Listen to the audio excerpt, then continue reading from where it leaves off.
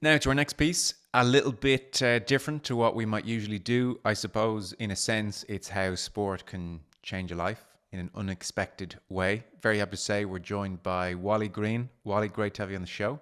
Hey, thank you for having me. Here's a quote you don't read every day. If it weren't for table tennis, I'd be dead or in jail now. Yeah. So that's an interesting jumping off point. Um, you grew up in the housing projects in Brooklyn. Table tennis was not on your radar, not a big part of your life. Probably it's fair to say the high school student, Wally Green, would have looked at table tennis with a fair degree of contempt. That's exactly correct. So tell us a bit about that upbringing then, because I suspect it's very different from mine or most people's. Yeah, so I grew up in the projects.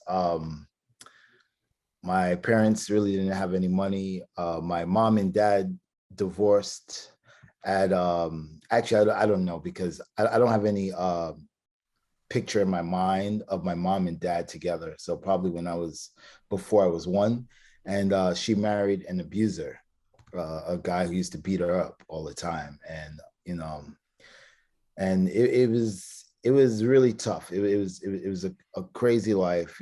I spend most of my life trying to figure out how I could kill this guy who was beating up my mom. And I think that's pretty crazy for a kid, you know, from the age of 5 to be thinking about every day of what I could do to get rid of this person. Um, yeah, and that led me to, gangs and guns at an early age. By 13, I already owned 6 guns. It was gang banging at 13 in the streets, because that was where my family was. Well, that was where I thought was my family, right? Because those were people that I could always reach out to, those people I could always talk to, right? Nobody was telling me that I was going to be nothing, or that I was going to be dead or in jail for life, even though that was the road that we were all going. But no one was saying that, right? Everyone was just kind of like trying to help each other out, as a team. And Wally, that's I what my life was. can't, Wally, I can't imagine what it would be like to be in a room or to be in the next room and seeing or hearing my mother being struck by my stepfather. Can't imagine. And being almost helpless to do anything about it. Yeah, that's the hardest part about it, right? It's because as a boy, you want to help. Like you want to. If you could, you would. But when you're young, you really can't do anything about it. And if you even look, like in my case, if I even look like I was kind of watching what was going on, I got hit. So it wasn't even like, I didn't get nothing from that. If I was even looking in the direction, I got hit as well, because it would be like, oh, you want this too, So excuse me. That was one of the reasons why, as a kid, the only thing that was on my mind was trying to kill this guy. I mean, there was a time I remember. I still remember that. I think I was like 8, 7 or 8, and my stepfather used to take some medicine, and we had some roaches in the house. Most projects do, and back then we were using boric acid. It's like a powder that you put on the corner of the floors that the roaches stepping in. I guess it eats their legs or something like that. Um, and I remember like trying to figure out how I could put this boric acid powder into his capsules. And this is like 8 years old. This is what I'm thinking about at 8 years old. At 8 years old, I'm thinking about, you know, if if the cloth into the muffler of a car really works. Like you see that in movies, right? Like if I put that in the car, will he just like pass out and die in the car? So yeah, so this is the kind of mindset that I had as a kid. Mm. And was he still around in your teenage years when you had a gun? Because I'm sure you contemplated shooting him. Say again one more time. Was he still around in your teenage years when you had guns? Because I'm sure you would have Oh, contemplated shooting him. he he he never left. Like I don't know, man. My mom just I don't know. But yeah. Even when I was in gangs, he was still around. Many times. There was one in particular time where I was 14 years old and I got arrested in school for possession of a weapon. And I've had a lot of problems already with the school and some other problems before. Um, but the thing about me was that I had good grades. So it was really weird. It was just weird. And the reason I had good grades was because I was, even at a young age, I was an entrepreneur in my mind, right? So I made sure that I had people doing the work for me, getting the notes for me. Anything that I needed done in school, I had someone doing because I played sports and I needed to stay on the teams, right? If you don't have good grades, then you get kicked off. And I needed the sport. So I always had people doing stuff Okay. for me, right? And as part of doing stuff for me, then they didn't have to have any problems in school with anyone else, right? So yeah, I just lost track of what your question was. Well, I guess you were saying that he very much did stick around in your teenage Yes, years. yes, I'll yes. come back to you and ping pong and table tennis in a moment. How did that situation with your mother and your stepfather finish up? Are they still together? Is he gone? So let me tell you the most craziest thing that happened with all of that. When I was, so as I mentioned before, I was 14 years old. I got arrested in school. The judge, I was looking at 10 years in jail. So I would go from juvenile to adult, which is the worst for any kid to make that transition from juvenile to adult. You'll ruin your life will be ruined like that. Like that's it. If you go from like that, because there's so many important years in your childhood that if you miss those years and you spend those years in a penitentiary, it's going to be very difficult for you to come back into society and be normal. And so my mom told the judge that I'm a great student, which I was. I had great grades. And they somehow got the judge to agree to send me to Africa for 2 years. So I went there to a boarding school in Africa, all boys boarding school. And I lived there for 2 years. And while I was there, I had a lot of issues there as well. Like, I had a lot of problems there because when I was in Africa, the Africans were saying, "You're not the real black." And so I was fighting a lot there. So I went there and I had more drama. But I didn't have any guns there. I didn't have any knives. It's just a lot of fighting physically. So when I came back at 16. I was supposed to actually go back, but I told my mom if they send me back, I'll just get off the first stop and I'll never come back again. You'll never see me again. And they decided that I would stay. And so now I was much stronger now, right, from having experience in Africa. And my stepfather was actually grabbing my mom one day, like around her throat, and they were arguing. And I turned around and I looked. And I remember I haven't been home for 2 years, and I looked, right, and my stepfather turned around and said to me, "If you look over here one more time, you're gonna get the same thing." But I wasn't that same kid.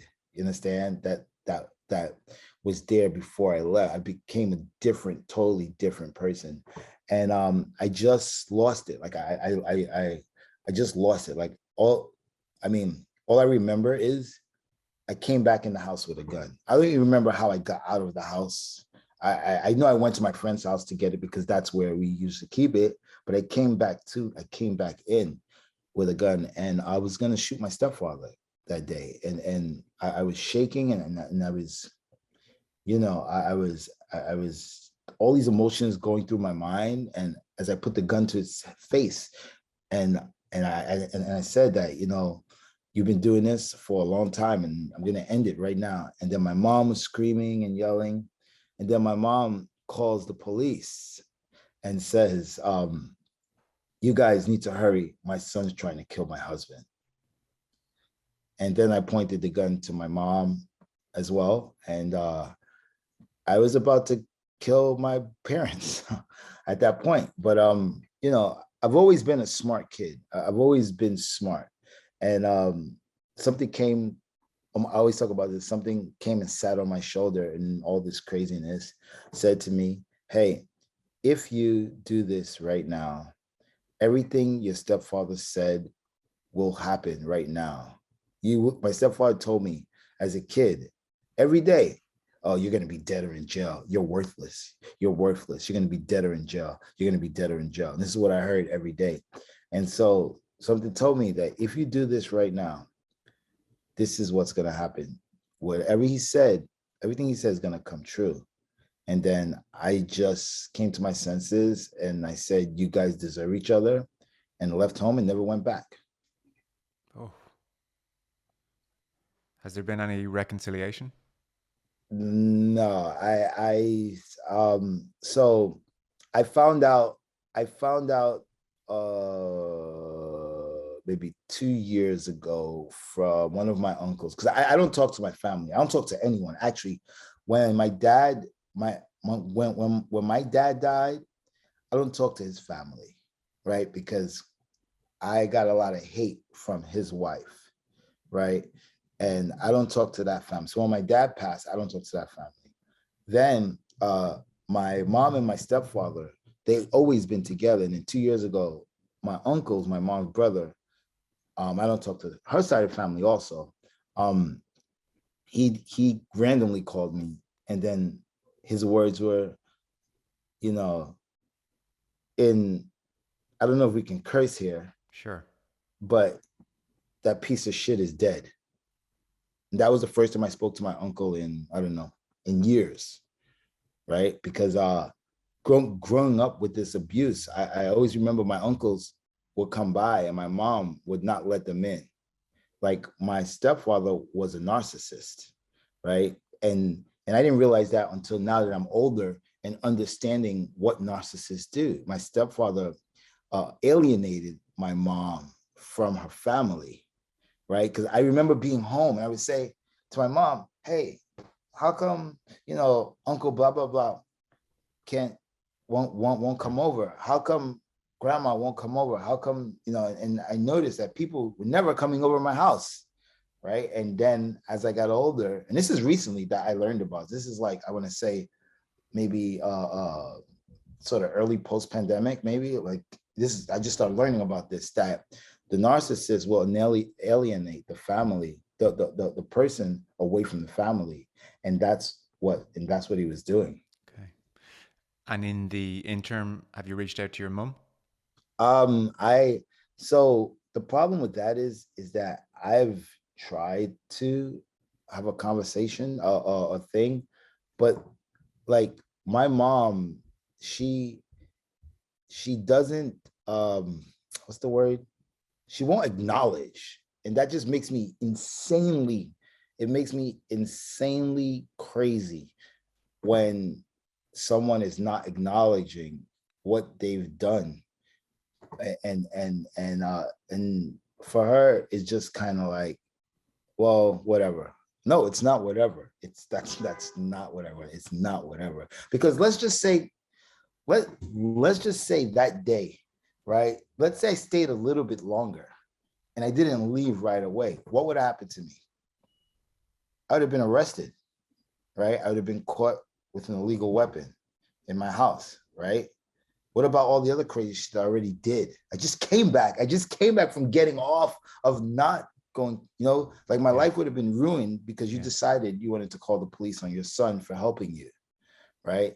So the fact that she doesn't acknowledge these things, I just can't, I don't talk to her at all, like zero. Okay. I don't. And I think for me, most important thing is your own mental health. And I think a lot of people, they sacrifice their mental health on the basis that, oh, it's a family member, I have to do this. No, it's not. It's not. The most important person is you. So if I want to keep my mental health sane, I need to stay away from that. And so that's what I do now. And just one very quick point. You can explain this to me in a line even. Yeah. Why Africa? That seems like a slightly random place to send a Oh, kid. yeah, yeah. Well, so because my mom had some friends who were from Africa, and they kept saying if you send him there, they're gonna get his ass straight. And they did. Okay. And let me tell you, they did get my ass Okay. straight. Okay. Yeah, yeah, they did for sure. It was different, because in Africa, in schools, like you get beat. Like it's not a joke. You get beat. Right. Every professor or teacher, whatever you want to call it, walks around with a stick. And if someone's in a higher grade than you, so a person who's in a higher grade than you can actually beat you. So that's how the culture is. It goes by respect. If I'm 1 minute older than you can't call me by my name. You have to call me brother. So it was a total 360-degree, like going from a kid who had like no respect to a kid who was forced to have respect. Okay. Yeah. So, look, you've painted a horribly vivid picture there of why gang culture would have been very seductive. And we're talking shoplifting and weapons possession and carjacking. And I think, you're there when a friend of yours is shot and you're shot at twice, I think, grazed by bullets. You're on a pretty bad path here. It's fairly obvious to say, while still being good in high school and playing sport in high school. So table tennis comes along in a fairly unexpected way. If anything, it seems you're at like a pool hall and there's some, nerdy kids playing table tennis, and you're angry about something, you kind of barge over there, you say, get out of the way, give me a go of this. And you hit a shot and they think it's actually quite a good shot. And they're telling you should check out the Midtown Manhattan 50th Street ping pong hall. And it's kind of like that kind of a moment for you, ping pong. What age are you when you first venture down to Midtown Manhattan? That was probably 17. Okay. And are you still very angry at 17, 18? You're not in a good place? Well, that shot wasn't a shot. That shot was an attempt to hit the kid with the ball because I was angry that I broke my pool stick. Okay. But it just so happened that it went on the table and they were like, that's a great shot, not knowing that I was trying to be a bully. So that's what that was about. And when you rock up at Midtown Manhattan and see this ping pong hall, like, it's kind of interesting that you decided to go. I mean, you could have easily said, I'm not going to play ping pong. But obviously there was some attraction to you with the sport. Maybe some part of you thought, well, I might be interested in this sport. Well, because I was an athlete, and sports was the other half of me staying sane through all the craziness I was going through. The first was being part of my gang and hanging out with my gang members. And the second, which I think I even enjoyed more, was sports. Sports was a way that numbed me to what was going on. If I played sports, right, you get up early in the morning, go to school, you got to practice. Then after school, you're school late, you practice, you're so tired. By the time you get home, it's just noise. It's just, here and out. So I noticed that whenever I played sports, a lot of my aggression went out in sports. And then I was a little bit less violent when I was hanging out with my gang members, right? Because I was tired, I was training, and a lot of my aggression came out in sports. So I loved sports, like any sport. I joined every sport in my school, every single one. Except track, because I thought it was too much work. So I didn't join track. And ping pong. But I joined every sport, and they had ping pong, by the way. Check this out. They had ping pong in my school. They had it in the lunchroom. I remember I was playing football. We used to cut through the lunchroom to go to the field, and there would be kids playing ping pong, and I would make fun of them all the time. I'd be like, look at these kids with their short shorts and a stick, right? Because they all had these little shorts on, and I would call the ping pong paddle a stick. And I used to make fun of these kids so hard. So I hope they never see any. You sound like a real nice guy around then. Yeah. Oh my God. I just start remembering it. I actually didn't. I hated the sport, completely. So when you turn up at Manhattan to see this ping pong hall and you're seeing, I'm presuming, some pretty nifty players. Yeah. Your eyes are lighting up? Yes. And I think my eyes were lighting up, not so much because of the sport, because people like me were playing. So there were people from, Jamaica, people from the islands. So there were Black people playing. And for me, I didn't think Black people played ping pong. I thought only Asians played ping pong. Right. So that was a shocking thing. Like, what? And then they were playing like amazing. They were hitting the ball, hard, standing far from the table, making noises, going, and I was like, whoa, this is crazy. It's athletic. Yeah, exactly. And I was like, whoa, and then that was the immediate thing that drew me to the sport. I think if I went in there and I saw Asian kids playing, I would have definitely not played the sport. So no matter what they were doing. You turned professional in 2001. Yeah. Talk to me how you go from prejudice against this sport to turning up at this hall in Manhattan to becoming a professional, because that's a leap. Like in most sports, if you're only starting at 17, 18, you're not turning professional. Yeah, exactly. So like I said before, I'm super talented at sports. Any sport, doesn't matter what it is because, like I said, it was part of my life, and it was a way that I dealt with a lot of the stuff going on in my house. So I pick up sports really, really quickly. Okay. And I started to get interested at that pool hall. And so I would play and first of all, most people wouldn't even play with me, right? Because it's very cliquey. And I met this older guy who was like, I think at the time he was like 70, and he would just smoke me like 21 to like 4 or 3. And I'd be like, and I'm an athlete, like I play sports, it's real sports. And this old guy's beating me. And I think that made me even want it more. I was like, there's no way this old guy can beat me. He's 70 years old. I play football, basketball. How can I lose to some guy like this? So I'm very, very, very competitive, very competitive. I can't lose. And if I lose, I got to keep doing it until I beat you. And so that made me want to play more. And then one day I was just hanging out. None of the good players would play with me. And this guy comes up to me and he says, hey, do you have a partner? And I was like, no, I just come and hang out with Simon and play with this old guy sometimes. And the guy says, well, I'll pay you $20 if you play with me like 2 or 3 times a week. And I was like, what? $20? Like real, like 20, like, yeah. And he goes, and he goes, yeah. I said, okay, let's do it. I mean, I sucked, but I could hit. Yeah. And I could hit forehands, I could backhands. And I would play with this guy, and then we would play, and we would talk, and I always spoke about, the things I was going through. I was always open. I was the kind of kid, I didn't care. I tell you what I wanted, how I wanted, when I wanted. And for him, it was more like a TV show, right? Because if you never met anyone or know anyone who lived this life, it's TV. Like, it's not real. Like, there's no way kids walking around with guns. Like, it's, gang, what's that? Like, and then one day I went to the club, a gun fell out of my bag, a 22 caliber, and he saw it. And his eyes, I still remember the look in his face, because it was a look that the whole pieces of this puzzle just came together at one time. And I didn't want to stay around to see what he was going to think about it, because I don't know if he's going to call police or whatever. So I left. And the first thing I thought about was, well, there goes my $20. That's it. It's gone. But the guy called me the next day and said, are we still playing? And I was like, okay, yeah, all right. So I go to meet him, and he says, oh, I want to invite you to my house. I have a house near Hunter Mountain, which is 2.5 hours away from New York City. And I'm like, why is this guy inviting me to his house after just seeing, a weapon fall in my bag? Like, it's crazy. And I agreed, because I was still thinking about my $20 hustle. Sure.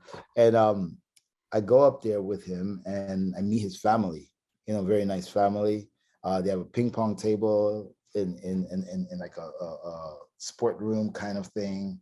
And I play with them. And I think now when I look back at it, I think it was him trying to show me what family is, like what real family, because he knew I told him about my family. So he was show me what family, like they ate together, they did things together. And then he says, hey, I want to help you. And I said, how? He goes, I want to pay for you to go to Germany to learn ping pong. And I was like, what? Germany? The only thing I knew about Germany was Hitler. And I'm like, why is this guy trying to send me to Germany? Yeah. So he was like, yeah, I'm going to pay for you. I have a connection in Germany, and I'll pay for you to go. And I was like, okay. Right. And it still didn't hit me until I was actually on the flight going to Germany to learn. And who the hell is this guy? Well, like, Man, a lot of people say he was my angel. yeah, That I mean, because it's so random, right? And there were like I said, there were things that happened where this relationship should have not happened, yeah, right? If yeah. you see a kid drop a gun in front of you, you don't tell the kid, "Yo, come to my house." So yeah, but Are yeah, are you still in touch occasionally, or? no, we did a documentary actually, where we were actually looking for him for a long time. So I hadn't spoken to him for a very, very long time. Like many years ago, I think Israel had a war, and then we lost contact. And I haven't spoken to him for many years. And then we were trying to find him for this film. Mm, And I can't even remember his name at the time. Like I couldn't remember his name. Always his face, I remember. His face is like if I could draw, I wish I could like draw like, out of my head, but I can't. But if I could draw exactly how his face. His face is always in my head. But I couldn't remember his name. And then one day I was doing Steph Curry. we've heard of Steph Curry. Yeah, yeah. So I was doing Steph Curry's podcast, Okay. and out of nowhere I say, "Oh my God, it's Alex!" Out of nowhere, and they're like, what are we talking about?" Because I hadn't even got up to that part of the story yet, Okay. and it just came into my head. It just came in, but it wasn't Alex. It was Alec. So Okay. that came later on. So it wasn't until recently, like maybe in the last 6-7 months, that I remembered his name. And we searched, and even like when we were doing the documentary 5 years ago, I didn't remember his name, but I remembered my coach's name in Germany, which is crazy because her name was Zabina Butcher. But that's a name that you can't forget. Sure. So we tried to find him. We even, we called the school. We actually got in touch with the coach. Then she shortly passed away. I mean, like maybe 6 months after that, she passed away. I mean, that's 6 months ago. She just passed away, and we tried to get some information, but they said they don't keep that information that long at the school. Okay. So we still were never able to get in touch with him. And then someone told me that I should stop looking. And I said, why? And they said, this is a spiritualist, said, because, that was an angel that was sent to change your life. And the angel has done its job. So now it's time for you to move on and take gratitude for what the angel has done for you. Yeah. And I was like, oh, okay. Hmm. That's pretty deep. So, I mean, I don't even know. Like, you get in a plane, you go to Germany. I think Hanover. Is it Hanover? Yeah. Hanover Yeah. was the first place I went to. So, how long in total are you in Germany? Is this like some German ping pong academy where it's you and like a Oh, gazillion other ping pong types? How long you there for? And do you return to the US as like a ping pong wizard? yeah.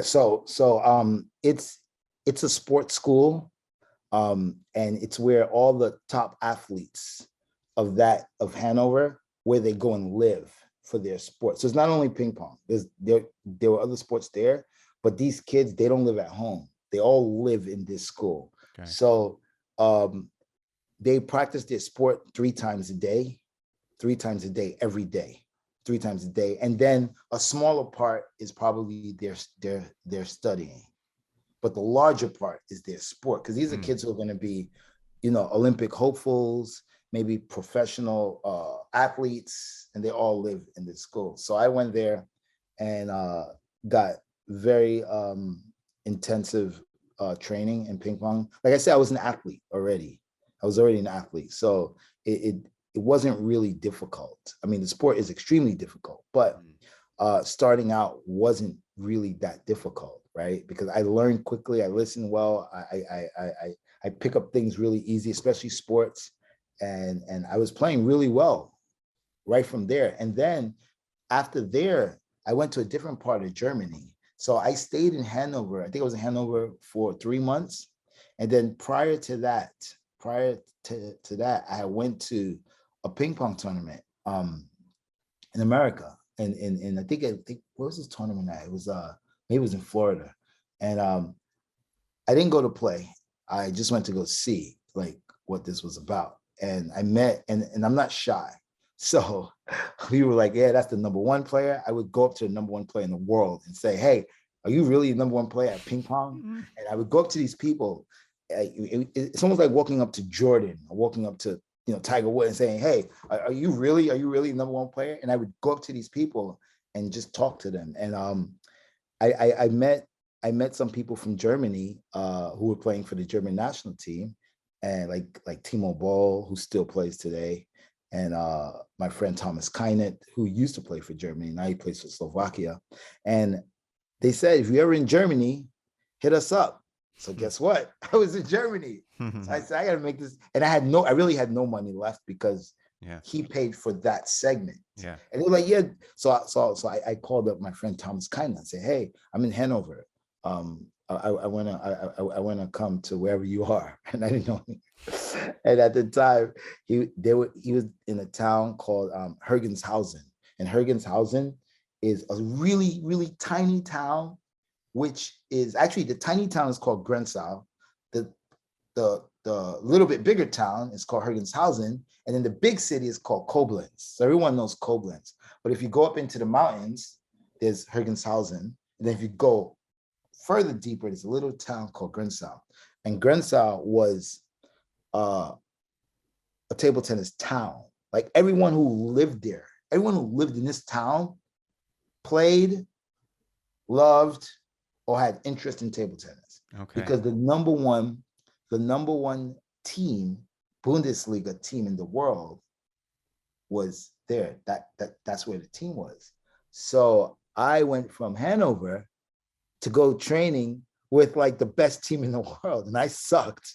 And I remember the guy who was coaching at the time was Andre Gruber. This was a former great player of the world, legend player. And I remember his exact words when I first walked into the hall. He goes, "Oh, are you Wally Green?" I said, "Yeah." He goes, "You want to practice here?" That's what he said, like that. And I was like, "Oh shit!" This, it's like if freaking Kobe Bryant says, you go to Kobe Bryant says, "You want to play here?" And I was like, "Oh my god!" I was so nervous. But yeah, I got to practice. I got to practice with the team, and it was a really good experience because there were no Black people actually in that town. And it became a funny thing because like these little small towns, word travels around quickly. Anything that happens, every people knew me in the street that I didn't even know.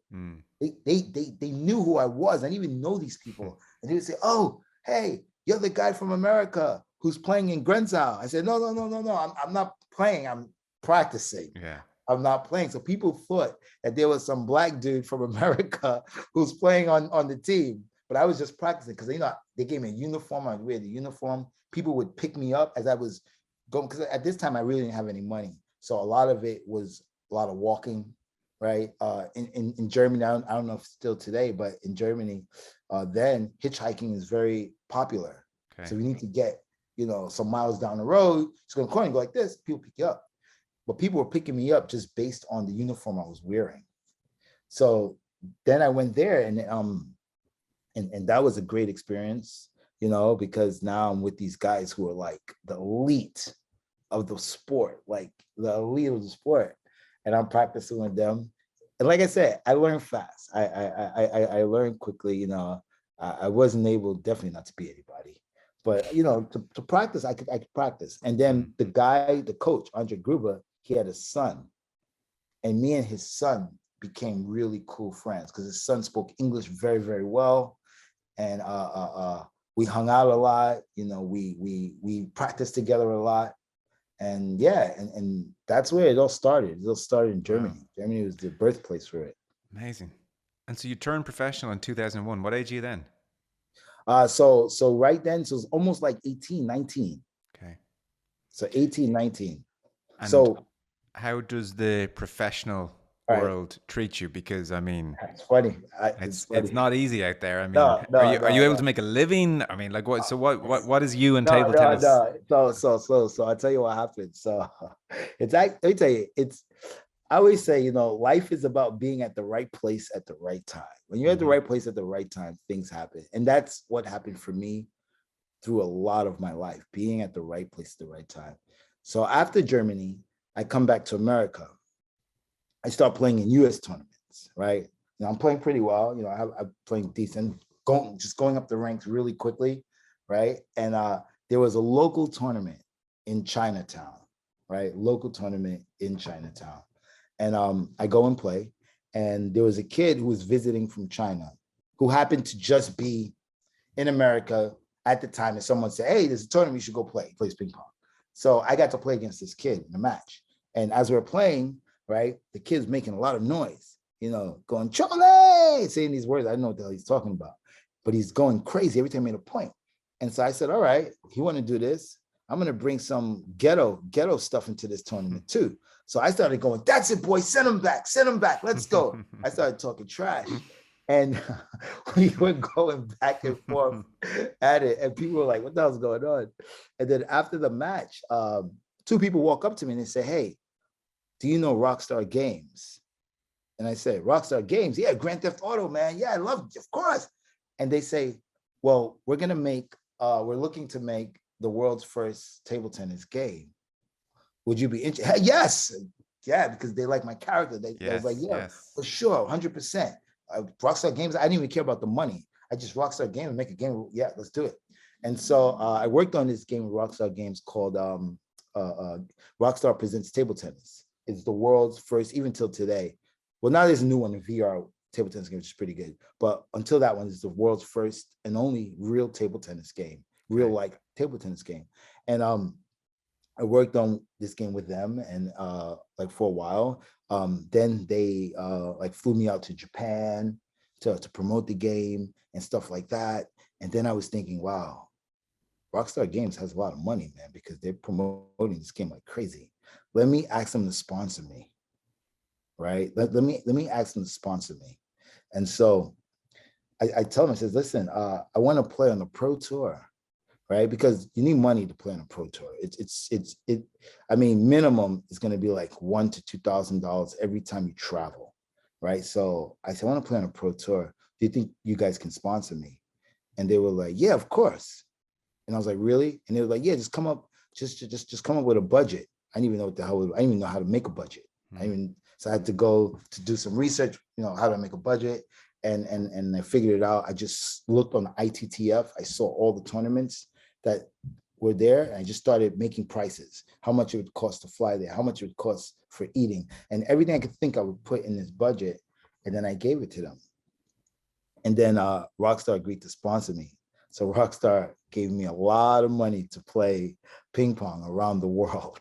So that's how I started. So in the beginning, and then plus, I was training every day. I was training every day as well. And when I first started, I would also go back to Germany because now I have money and practice in Germany at the same place at Grenzau. And I started playing. And actually, it's funny. My first match ever in the Pro Tour was German Open against one of the guys that is on the team of Grenzau that I played with. That was my first match ever, just random, just so happened that I played the guy that I actually practiced with in Grenzau, and I got destroyed, killed. It was, thank God I've never lost on zero, ever, never. But I think it was like 11-1, 11-2, 11-3. It was bad. It was like destroyed.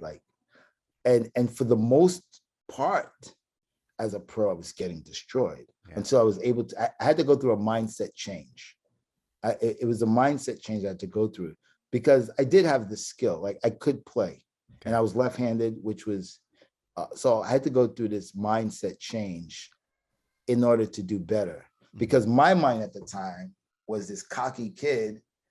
I mean, think about it. I'm sponsored by Rockstar Games. Who the hell playing table tennis sponsored by Rockstar Games? Nobody.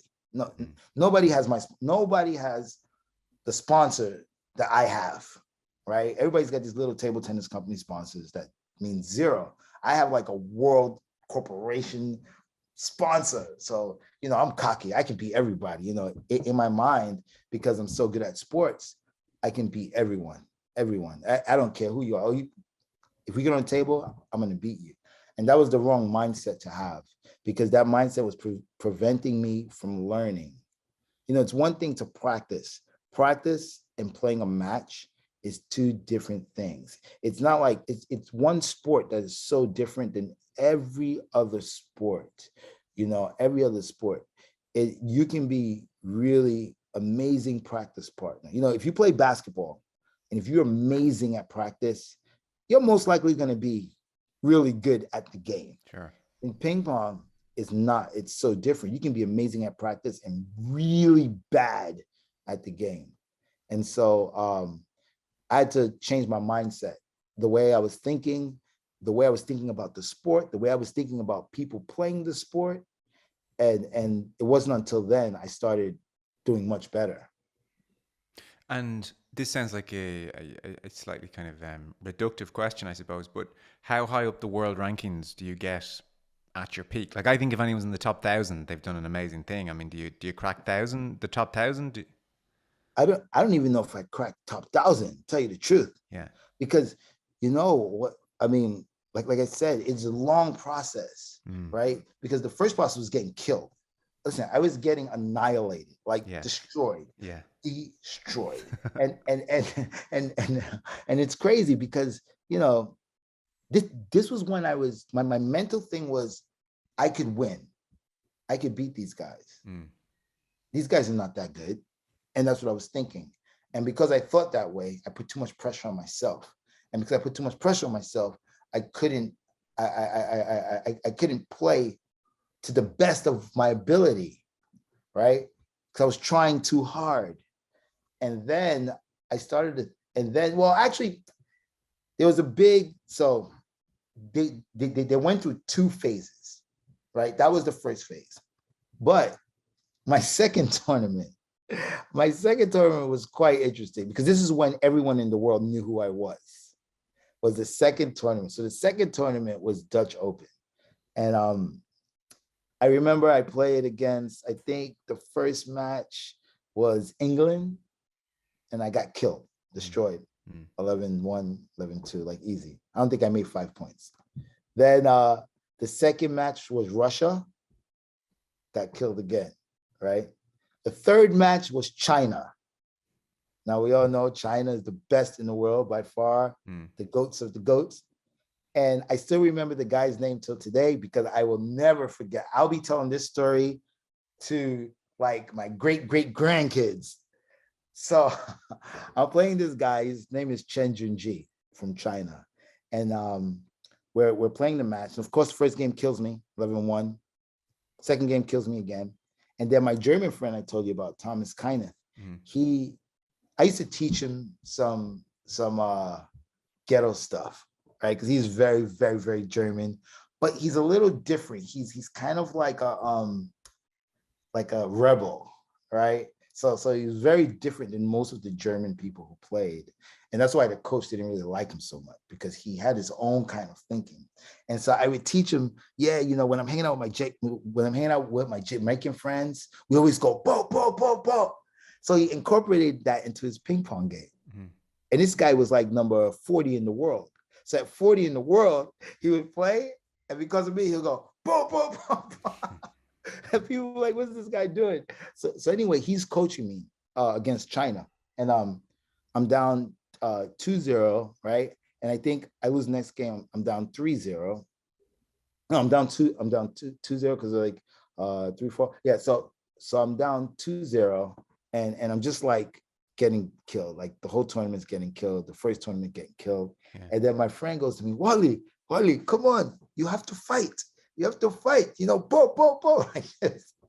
So I go to the table and I serve a long ball. I had really good, fast, long services. Very fast. And I serve it and aced him. And then I went, yeah, it's it, baby, come on. And then I bring such this crazy, insane, really hood mentality now. Now I'm getting dirty, and I'm like, that's it, baby. Come on. The guy got scared. The guy got scared, literally got scared. Like he's never, and now you remember this, everyone's watching in the hall, all the players, all top players. I'm the loudest person in the hall. That's it. And guess what? I take a game from China. Take a game, 11-9 against China. Against China. I got a game, right? A game. It's just madness. American just started playing, gets a game from China is complete madness. So then we're playing the match. I'm loud, I'm fighting, right?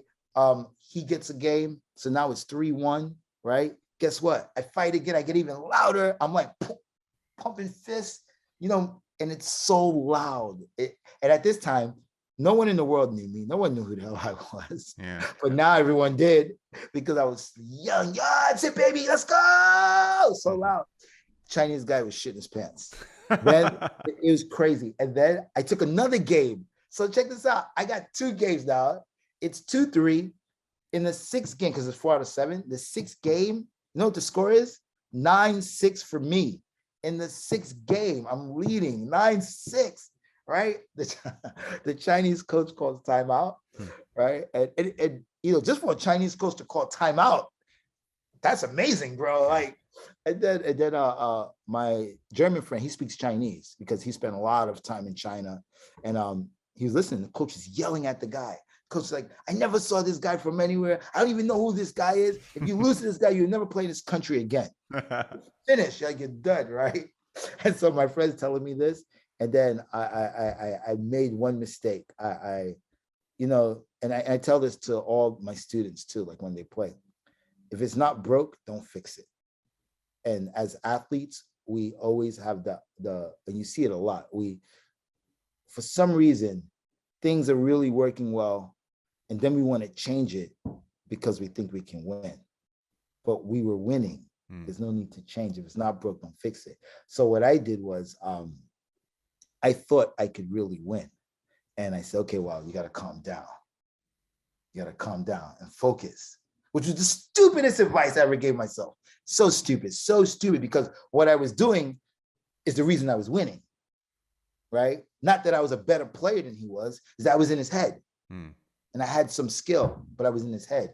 And I calmed down. I wound up losing the match, 11-9. So he came back, he focused, and I guess he didn't want to get kicked off the team. And then he focused, and he won the match. And but at that point, every player knew me. Waldner, Pearson, all these players, Timo, everyone knew this crazy guy from New York City who was a rapper, because at that time I did hip hop. So did they was there like a certain resentment, like this guy never played, gets sponsored by Rockstar, he's loud, this is a joke, this is a novelty act, he doesn't belong here. Yes. So did that ever go away? Like what would be the perception of you now? So what happened was in the beginning, it was like that. But what was happening is that I was getting better. Like I said, I always get better. And once I changed my mindset, the mindset was to change that these guys are good. They started this sport at 3. You can't beat them. Yeah. Then I started playing better, because now, guess what? I started making goals in my mind that made sense, which made me even more crazier. People legit thought, they were like, if you ask any of those guys that remember, they're like, yeah, that fucking guy's crazy. Because what I would do is I would make these smaller goals in my head.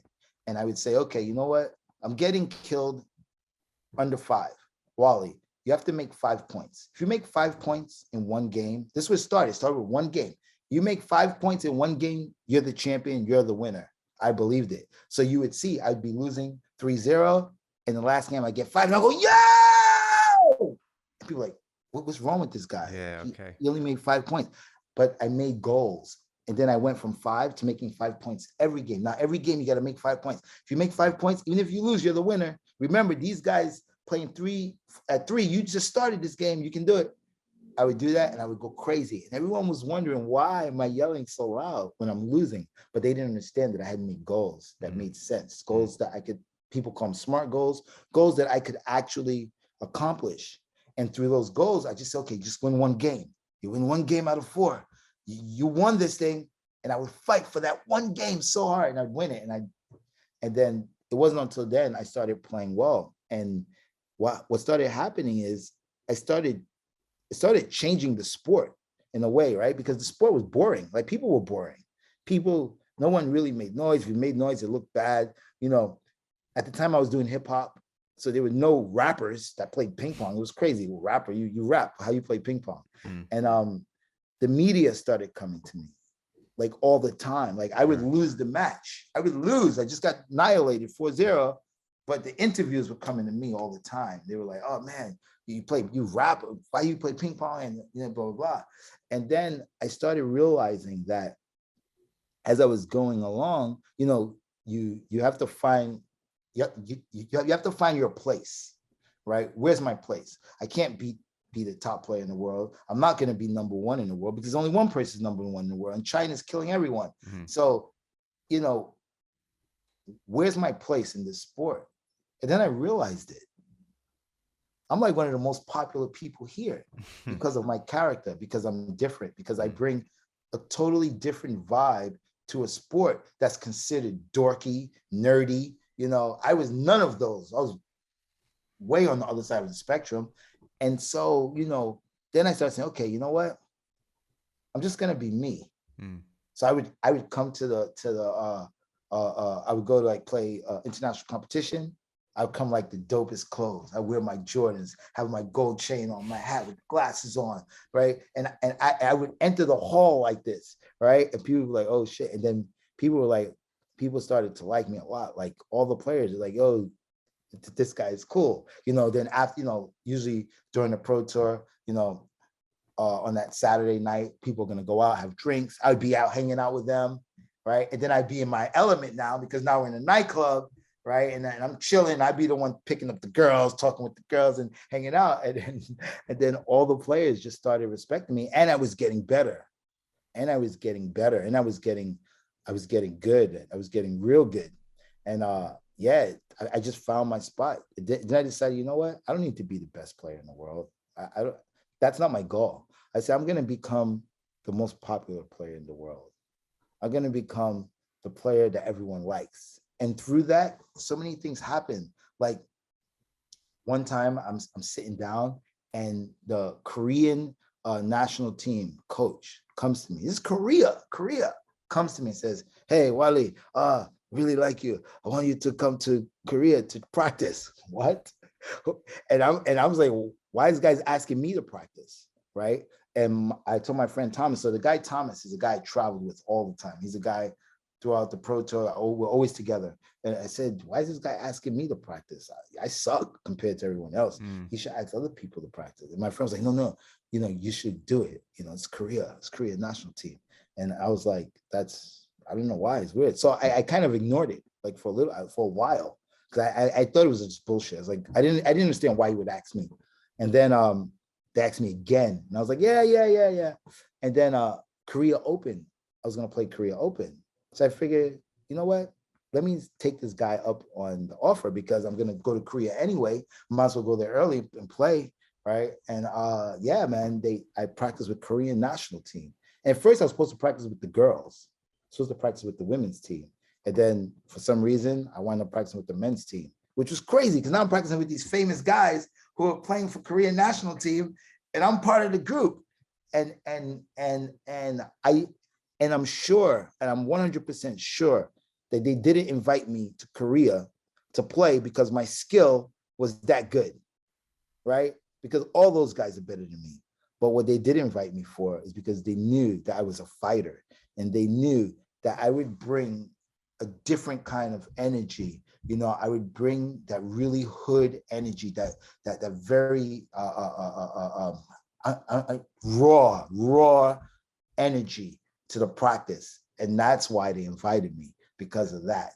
And, I'd be in practice and I would fight and I would, just come on, let's go, that energy. And and so because of that, I got to practice with so many national teams around the world. I have two last quick questions. One, what's your relationship with table tennis now? Do you still go on the tour? How do you make enough money to live your life from table tennis now?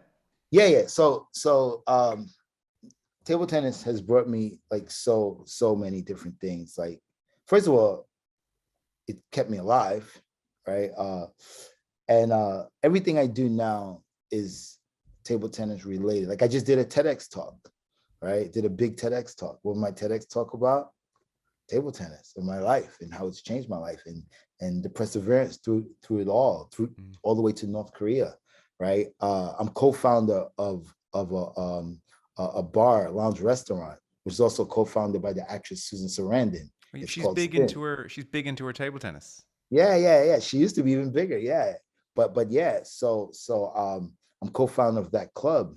And we have 2 locations in New York, another 6 across the country. So everything I do involves this sport. And I play every day. Okay. I don't travel anymore on the pro tour, only because I had surgery. And all this time, and all this time when I was playing, all the years I played, I was injured. Your hip. Yeah, if you look at any of my videos on the pro tour, you'll always see me limping. I was always limping. I was always in pain. I was always injured. Now I'm not. I had my surgery finally.